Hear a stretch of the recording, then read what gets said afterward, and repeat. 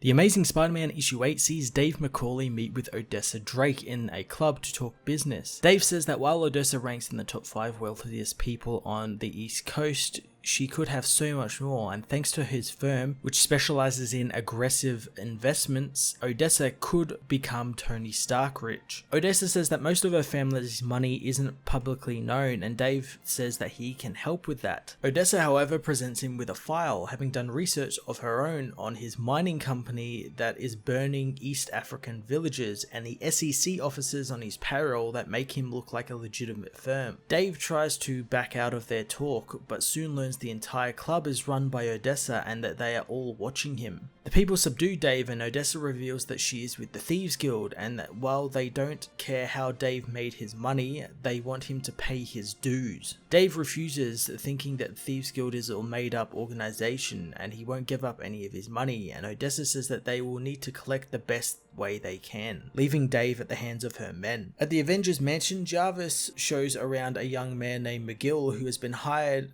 as a facilities manager to look after the mansion while the Avengers use the Celestial base in the Arctic. Going into the Hall of Costumes, Jarvis alerts Tony of a code blue streak, meaning that everything in the hall has been stolen. At a Brooklyn food festival, Peter and Mary Jane enjoy the various foods on offer. They talk about their current financial situation and how they are both currently jobless, and Mary Jane says that she wants to find a job that sticks this time. Soon Peter's phone rings with an incoming call from Tony Stark. Tony sends Spider-Man an address and tells him it's Avengers business, but Peter doesn't think that he's very well liked at the moment right now and doesn't think he should be part of them. Tony doesn't care because this problem affects everyone and everyone is being called in. At Stark Tower, Tony cancels all these meetings and heads into his armor inventory, which has been completely emptied. Captain America, meanwhile, is still fighting the nuke clones, and throwing his shield, Cap waits for it to bounce back, but it doesn't since it's been stolen. Thor fights the Wrecking Crew and they beat him down, and while he's knocked down they try and go for his new hammer, but as they dive for it, it disappears, leaving them and Thor confused as to its whereabouts. Peter meanwhile leaves Mary Jane at the food festival when someone asks if she hates Peter for always running off. Odessa meanwhile addresses her guilds, saying the old orders have collapsed and chaos has taken over, and thanks to the multitude of criminals running around with no rules or orders, and the other side, the vigilantes, are taking laws into their own hands, thus making the Thieves Guild work more violent and dangerous, which is why they are going to attack the Avengers and heroes first. Setting loose the Thieves Guild, Odessa says that they will restore their honor and take their rightful place in this lost world. The guild begin to strike at the heroes, taking Dr. Fate's Eye of Agamotto, Punisher's guns, Ghost Rider's car, and much more. As Spider-Man makes his way to the address Tony gave him, he learns his web shooters are missing. Luckily, Blck Cat arrives and saves him from falling to his death, but soon attacks him, saying that they have some unfinished business. The Amazing Spider-Man issue 8 was an exciting beginning to a new heist storyline that sees the Thieves Guild plan a coordinated heist on every single hero across